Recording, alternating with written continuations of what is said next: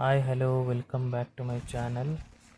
ನೀವಿಲ್ಲಿ ನೋಡ್ತಾ ಇರೋದು ಮಲೆನಾಡಿನ ಗಿಡ್ಡ ತಳಿಗಳು, ಡಾರ್ಫ್ ಬ್ರೀಡ್ ಅಂತ ಏನಂತ ಕರೀತಾರೆ ಅವೇ.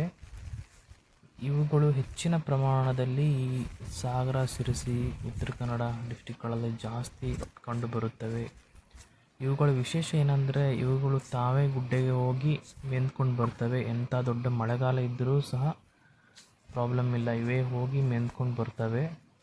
ಇವುಗಳಿಗೆ ಅಷ್ಟು ಈಸಿ ಕಾಯಿಲೆಗಳು ಯಾವುದು ಬರೋದಿಲ್ಲ. ಪರಿಸರ ಸ್ನೇಹಿ ಗೋವುಗಳು ಅಂದರೆ ತಪ್ಪಾಗಲಾರದು. ಮತ್ತು ಹಾಲಿನಲ್ಲಿ ಸಿಕ್ಕಾಪಟ್ಟೆ ಪೌಷ್ಟಿಕಾಂಶ ಇರುತ್ತದೆ. ಪುಂಗನೂರು ತಳಿಗಳ ಥರನೇ ತುಂಬ ಪೋಷಕಾಂಶಗಳು ಇರುತ್ತೆ. ಮತ್ತು ಗೊಬ್ಬರಗಳು ಸಹ ತುಂಬ ಒಳ್ಳೆಯ ಗೊಬ್ಬರಗಳು, ಅಡಿಕೆ ತೋಟಗಳಿಗೆಲ್ಲ ತುಂಬ ಉಪಯುಕ್ತ ಗೊಬ್ಬರಗಳನ್ನು ನೀಡುತ್ತವೆ.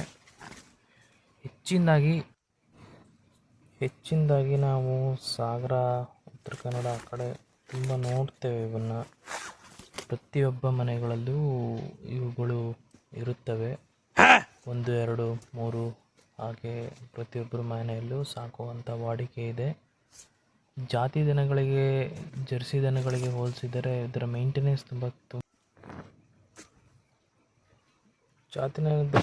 ಇದರ ಮೇಂಟೆನೆನ್ಸ್ ಸಹ ತುಂಬ ಚೀಪಲ್ಲಿ ಇರುತ್ತದೆ. ಒಂದು ಶೆಡ್ಗಳಿಟ್ಟರೂ ಸಹ ಇವುಗಳ ಮೇಂಟೆನೆನ್ಸ್ ತುಂಬ ಈಸಿಯಾಗಿ ಮಾಡಬಹುದು. ನೋಡಿ, ತಾವೇ ಗುಡ್ಡೆಗೆ ಹೋಗ್ತಿರುವುದು ಇಲ್ಲಿ ನೋಡಬಹುದು. ತುಂಬ ಪರಿಸರ ಸ್ನೇಹಿ ಗೋವುಗಳು ಮತ್ತು ಪೂಜೆಗಳಿಗೆ ಯೋಗ್ಯವಾದಂಥ ಗೋವುಗಳು. ಮನೆಯಲ್ಲಿ ಇದ್ದರೆ ಒಂಥರ ಕಳೆ ಇರುತ್ತದೆ. ನೋಡಿ, ಅವೇ ಒಂದು ಹಿಂದೆ ಅವೇ ಕಾಡುಗಳಿಗೆ ಹೋಗ್ತಾ ಇದೆ. ಇಷ್ಟೇ ವಿಡಿಯೋ. ನಾಳೆ ಇನ್ನೊಂದು ಯಾವುದಾದ್ರು ಇನ್ಫಾರ್ಮೇಟಿವ್ ವಿಡಿಯೋದಲ್ಲಿ ಬರ್ತೇನೆ. Thank you.